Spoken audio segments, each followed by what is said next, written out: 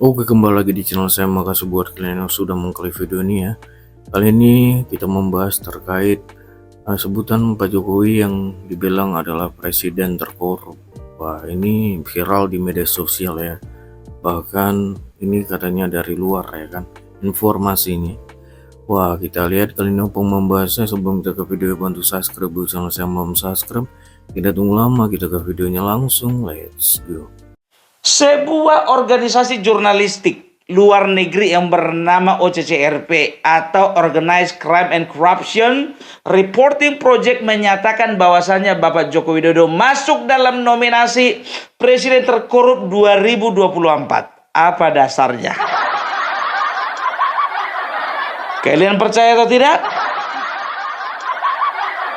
Bagi kita yang 80,8%, kita tidak percaya. Bagi kaum 16% percaya. Dan ini mereka gunakan untuk menyerang lagi dan menyerang lagi. Udah kalah main serang lagi. Kalau kalah itu menyerah. Mana ada kalah menyerang? Menyerah yang ada, menyerah. Bukan menyerang.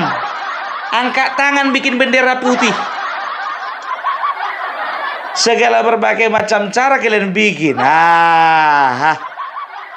Sekarang pemberitaan dari luar negeri ya, itu yang mereka jadikan alasan untuk menyerang Bapak Joko Widodo untuk yang ke 163.843 kali. Kuhitung semua serangan orang ini, satu pun gak ada yang tembus. Iya, ada serangan balik. Hati-hati, tenggelam. Jadi begini ya, media luar negeri ya dipercayai informasinya yang belum tentu jelas, kan begitu. Sekarang jadi pertanyaannya, dari mana data mereka dapat? Dari mana? Apakah mereka mengambil data memang betul-betul akurat? Apakah mereka betul-betul melakukan investigasi yang real yang mereka lakukan di Indonesia? Memang mereka mempunyai staf di 6 benua ya, bisa dikatakan ya termasuk salah satunya di Indonesia, kan begitu. Sekarang begini ya, jangankan pemberitaan dari luar negeri ya, sedangkan organisasi media sosial pun juga yang ada di dalam negeri ya, itu juga melakukan hal yang sama. Maksudnya apa? Jadi ada dulu, biar tahu kalian, aku paling suka baca majalahnya ini. Waktu aku sekolah, sampai kutabung uangku ini karena kepingin kali. Kalau nggak salah itu majalahnya itu sebulan 2 kali itu 2 kali itu terbit, kan begitu, sebulan 2 kali atau sebulan sekali. Aku nggak terlalu ingat ya kan. Nama majalahnya Tempe. Jadi majalah Tempe ini semua kan pemberitaan politik, kenegaraan, ya ekonomi, semua dibahas. Jadi aku suka kali, aku SMA pun udah itu bacaanku. Jadi majalah Tempe ini ya, makin kesini ku tengok isinya sudah semakin menyerang. Menyerang pemerintahan, setelah itu lebih tepatnya lagi lebih menyerang ke Jokowi, kan gitu. Aku jujur aja berpikir, apa yang terjadi dengan majalah Tempe ini? Serius. Dan mereka mulai bikin lagi podcast namanya Bocor Keliling. Bocor Keliling. Kerjanya menghasut masyarakat, memberikan data palsu, menggambar-gemborkan data-data yang kurang jelas, menyerang pemerintahan, menyerang Bapak Jokowi, menyerang keluarga Bapak Jokowi. Itulah dia kerjaannya majalah Tempe dan juga Bocor Keliling. Makin ke sini makin gak respect lagi orang sama kawan ini. Makanya ya yang beli itu juga yang 16%. Kalau kita golongan 80% gak akan mau beli itu. Ya, itu makanya aku bilang, sedangkan media Indonesia ya yang ada di Indonesia ini ya, media, sumber media terpercaya. Ingat itu ya, majalah Tempe sama Bocor Keliling. Ya, itu aja nggak bisa kita percaya sepenuhnya, apalagi pemberitaan dari media luar. Loh, apa dasarmu pun kita tidak boleh mempercayai apa namanya media luar itu? Apa karena mereka menominasikan Joko Widodo menjadi presiden terkorup 2024? Bukan itu. Ada apa? Ada apa? Ada udang di balik bakwan kah? Atau ada cabai di balik tahwisi? Harus tahu kita. Jadi ya, Organized Crime and Corruption Reporting Project ini ya, ini dibangun ya, didirikan pada tahun 2007 oleh dua orang jurnalis di mana? Di Amsterdam, ibu kota dari Nederland. Ngerti orang Nederland?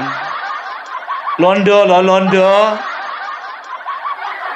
Ya, itu dia. Jadi didirikan oleh dua orang jurnalis ya di kota Amsterdam ya. Setelah itu mereka semakin lama semakin berkembang karena yang mereka soroti itu adalah isu-isu dari dunia, kan begitu, dari pemimpin-pemimpin dunia, dan juga mereka itu menyoroti ya kejahatan-kejahatan terorganisir dan juga korupsi yang dilakukan oleh orang-orang atau tokoh-tokoh dunia. Nah, jadi seiring berjalannya waktu, mereka mendapat kepercayaan dari publik. Mereka sampai-sampai ada 270 pemimpin di dunia ini sampai mengundurkan diri oleh karena pemberitaan dan juga pengungkapan yang mereka lakukan. Karena memang mereka melakukan investigasinya tidak main-main. Kan begitu.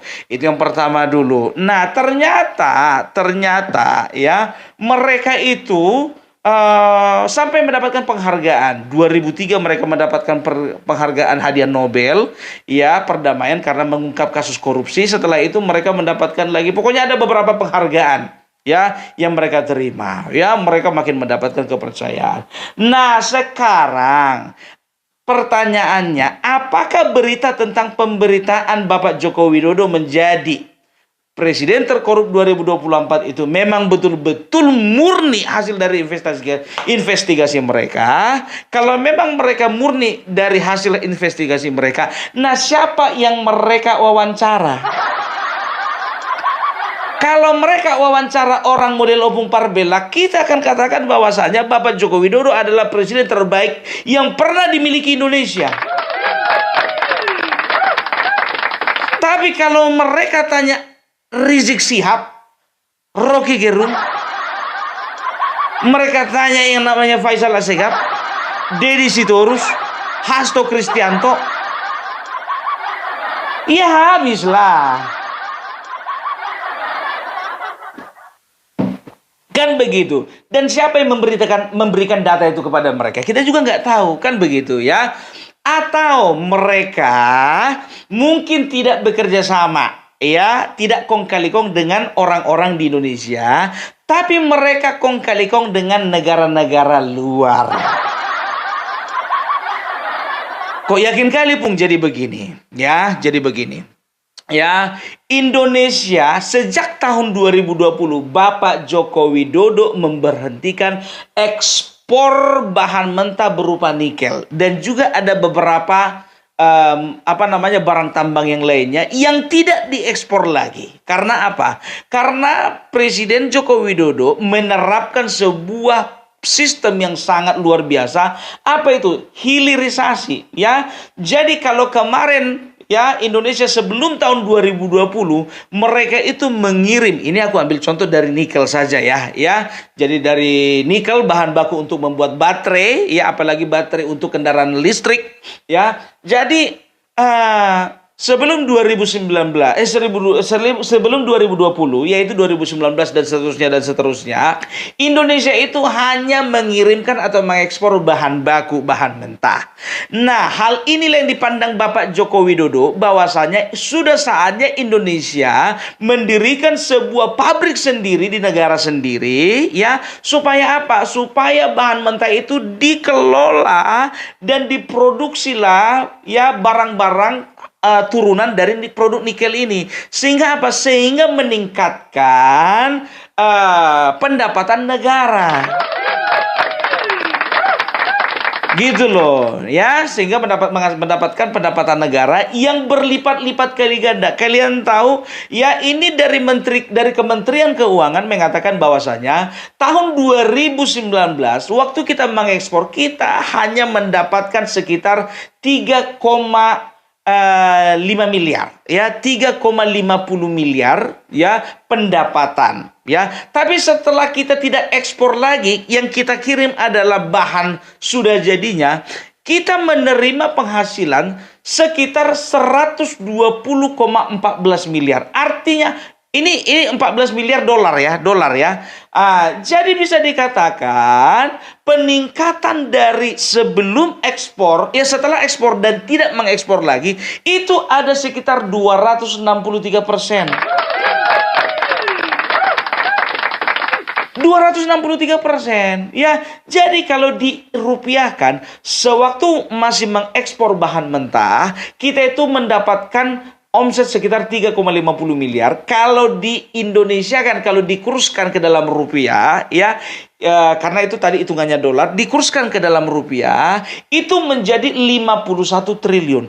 Nah, setelah kita menghentikan atau tidak lagi mengirim barang ke luar negeri, dan kita mengirim, ya, barang yang sudah jadi, barang-barang turunan dari nikel ini, ya, kita itu mendapatkan sekitar 12,5 miliar, ya, 12,5 miliar. Setelah dikurskan itu sekitar 180 triliun.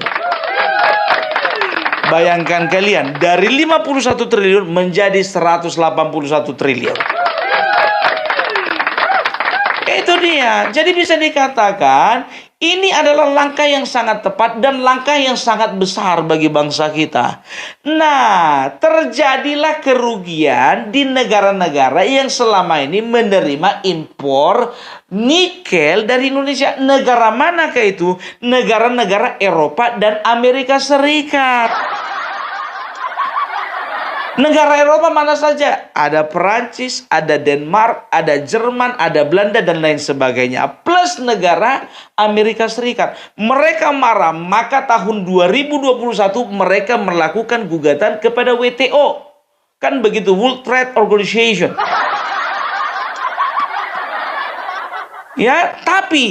Tapi walaupun digugat, ya, Presiden Joko Widodo tetap melakukan proses hilirisasi. Nah, goyanglah perekonomian di negara Eropa. Akhirnya mereka cari cara bagaimana untuk menggulingkan pemerintahan Bapak Joko Widodo. Mungkin saja kita akan sadar bahwasanya kemarin itu ada orang-orang atau pihak-pihak yang ingin menggulingkan Bapak Joko Widodo dengan berbagai macam cara. Kita bisa menarik kesimpulan bahwasanya mereka adalah agen-agen dari negara-negara Eropa dan Amerika Serikat. Masuk akal? Apa hubungannya dengan OCCRP ini? Ya, ternyata OCCRP yang pertama, ya, didirikan di Amsterdam, Belanda. Artinya apa? Bagian dari negara Eropa. Setelah itu, yang menjadi pendana atau donatur itu negara-negara, perusahaan-perusahaan yang ada di negara Eropa. Ya, ada perusahaan ada perusahaan Belanda, ada perusahaan Jerman, ada perusahaan Perancis, ya, dan ada perusahaan-perusahaan lainnya. Setelah itu mereka juga mendapatkan dana, ya, dari kementerian luar negeri yang ada di negara-negara Eropa plus Amerika Serikat. Ya, Kementerian Luar Negeri Belanda, Kementerian Luar Negeri Prancis, Kementerian Luar Negeri Denmark, Kementerian Luar Negeri Jerman, termasuk Kementerian Luar Negeri Amerika Serikat. Nah, dari sini kita bisa menarik kesimpulan, mungkin saja mereka sedang membuat data palsu supaya apa? Supaya mereka mengambil alih, ya, lagi proyek ekspor impor nikel itu supaya apa? Supaya Indonesia tidak lagi melakukan hilirisasi. Gitu dia. Jadi mungkin sekarang ini secara aku bilang sama kalian ya, ini secara logika. Ya mungkin mereka berpikir Joko Widodo semakin ditekan dan mereka akan semakin mendekati Bapak Prabowo. Mereka pikir Bapak Prabowo bisa dipengaruhi. Ternyata kita doakan mudah-mudahan tidak terpengaruh. Itu dia. Jadi pendananya ini, OCCRP ini ternyata dari negara-negara Eropa dan Amerika Serikat. Kita tahu sendiri bagaimana negara-negara Eropa dan Amerika Serikat sakit hati karena Joko Widodo melakukan hilirisasi. Serius saya. Jadi pemberitaan dari seperti itu yang mau kalian telan bulat-bulat. Makanya kalau kalian terima berita, terima informasi, bikin perbandingan, pelajari informasi tersebut, siapa mengeluarkan informasi tersebut, siapa, ya, dan juga apa motivasinya. Jangan bodoh. Bangga pula lagi itu dari kru sebelah mengatakan, lihatlah itu Indonesia mengatakan, dunia sudah mengatakan bahwasanya Presiden Joko Widodo adalah presiden terkorup 2024. Makan kalian yang enak itu. Mau aja kalian dibodoh-bodohi, ya. Jangan termakan isu. Tapi aku yakin yang 80% ini mungkin ternyata heran kok bisa kan begitu, ya. Tapi nggak percaya. Tapi yang gampang percaya itu yang sebelah kiri ini. Yang si 16% ini. Mereka akan lakukan serangan yang bertubi-tubi kepada Bapak Jokowi, walaupun Bapak Joko Widodo sudah tidak jadi presiden.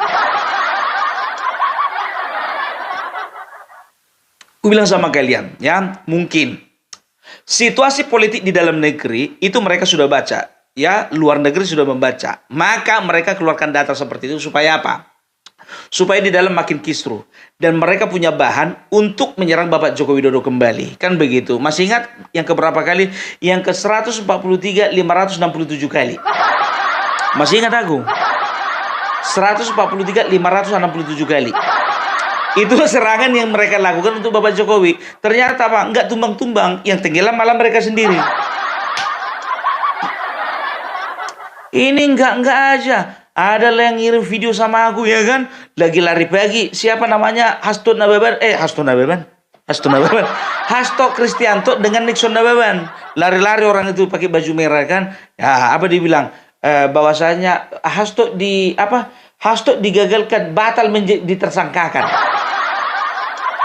Dari mana? Kok alah, berita-berita kampungan seperti itu mau kalian percaya? Aku nggak percaya, tapi ku cek dulu, kan begitu. Ku cek yang lain, ada gak berita tentang si Hasto dibatalkan jadi tersangka? Iya, kalau dibatalkan tersangka, ya syukur. Ya, itu kebaikan untuk keluarganya. Kan begitu, untuk keluarganya. Bukan untuk kita. Makanya aku bilang, ya, jangan kalian terpengaruh. Dan Bapak Jokowi pun juga sendiri kan ketika ditanya mengenai pemberitaan itu, ya dasarnya apa? Dasarnya apa? Nek kalau ditanya, kalau misalnya Oppo Parbela ditanya, kan begitu. Setelah itu Bang Agri ditanya, kan begitu. Setelah itu Bang Marwarar Sirait, Effendi Simbolon ditanya, Bapak Prabowo ditanya, ngono lho. Kalau mereka tanya contohnya orang-orang seperti kami, ya kita akan mengungkapkan data yang sebaik-baiknya, yang sebenar-benarnya, bahwa Bapak Jokowi adalah presiden terbaik. Kan begitu. Sekarang jadi pertanyaannya, yang mereka wawancarai sopo? Nek kalau bangsa-bangsa model Rizik Syihab, Faisal Assegaf, Rocky Gerung, itu yang diwawancarai, apalagi Said Didu. Ya wes mateng. Itu loh, ya. Jadi udah jelas ya mengenai OCCRP ini, ya. Jadi jangan pernah katakan bahwasanya ini adalah data yang valid bagi mereka. Bagi kita itu nggak data valid itu, kan begitu, ya kan, itu penilaian mereka. Wajar saja, sama kayak majalah Tempe yang ku bilang tadi. Mereka bilang Bapak Jokowi ijazah palsu, terserah. Mereka bilang Kaisang gratifikasi, terserah. Bapak Jokowi dinasti, terserah. Yang masalahnya sekarang jadi pertanyaan, siapakah yang membayar majalah Tempe? Siapakah yang mendanai bocor keliling? Kan begitu ya. Jadi udahlah ya. Jadi nggak ada yang perlu kita khawatirkan ya. Orang seperti Bapak Joko Widodo adalah orang yang akan berusaha terus diserang supaya apa? Supaya pamornya makin lama makin redup, makin mati. Tapi ternyata apa? Makin lama makin banyak itu para penduduk dan juga para tamu yang datang ke rumah Bapak Jokowi minta foto-foto. Coba sama Ketua Umum Megawati, ada nggak orang minta foto-foto? Kalau nggak keluarga ya kader, atau keluarganya kader, simpatisan, keluarganya simpatisan. Contoh lewat dia, contohnya misalnya nggak ada, misalnya contoh dia lewat di kampungku, ya kan, tidak ada pengamanan, nggak mau aku minta foto sama dia. Padahal ketua umum partai. Itu masalahnya. Sekarang coba Bapak Joko Widodo, ada orang lagi jogging, ya kan, agak diintip-intip ke rumah Bapak Joko Widodo, diketok pintunya, Bapak Joko Widodo keluar, lagi pakai sarung itu. Minta foto, ya Bapak Joko Widodo lagi nyemprot-nyemprot bunga, datang lagi orang, ya kan, minta foto. Ada yang bawa anaknya dibawa Bapak Jokowi masuk ke dalam rumah untuk kasih bingkisan. Artinya apa? Di Indonesia ini ada dua pemimpin besar yang diperhitungkan sebagai presiden, yang satu masih aktif, yang satu lagi tidak aktif, tapi dua-duanya memiliki kekuatan, memiliki aura. Bapak Prabowo itu yang masuk struktur pemerintahan, Bapak Joko Widodo itu yang masuk ke dalam struktur di dalam masyarakat. Ya. Kalau ku bilang Bapak Joko Widodo itu ya, kalau bagi kami masyarakat biasa, nggak penting bagi kami dia itu presiden ataupun ketua umum partai. Yang penting bagi kami ya, beliau itu sudah menjadi teladan. Sampai di sini paham?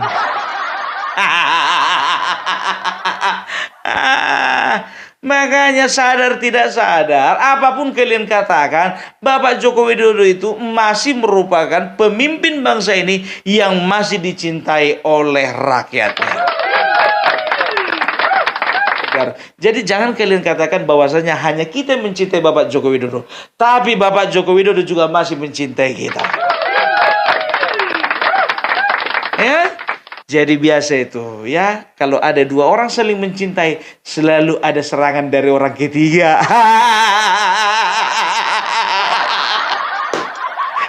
Ya, wajar kan? Orang ketiga itu bisa orang tua, bisa orang yang suka sama kita, bisa juga setan.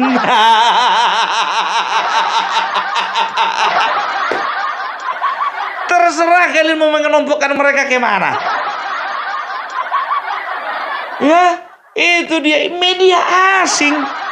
Mau kalian percaya, sudah jelas-jelas Indonesia sedang mengalami tantangan karena apa? Karena Eropa tidak suka dengan hilirisasi yang dilakukan Indonesia. Kita nggak perlu takut. Bapak Prabowo menekankan bahwasanya apa yang dikerjakan Bapak Joko Widodo itu akan tetap dikerjakan, termasuk hilirisasi. Ya, itu dia. Ante-ante asing yang terima bayaran dari negara asing. Ku bilang sama kalian, menyerahlah kau sebelum kau diserang. Menyerah kau daripada kau ditangkap nanti. Ini semua dalam pantauan ini, biar tahu kalian ya, Bapak Prabowo itu bukan orang bodoh, dia orang cerdas. Dia punya intel di mana-mana. Ya. Jangankan intel di masyarakat, sedangkan di partai-partai pun juga dia kirim orang. Itu dibilang dia kan. Jangan bilang kalian katakan itu cuma candaan, bisa jadi itu kenyataan. Ada intelnya di Demokrat, ada intelnya di PKB, ada intelnya juga di Golkar, ada juga intelnya di PD Perjuangan.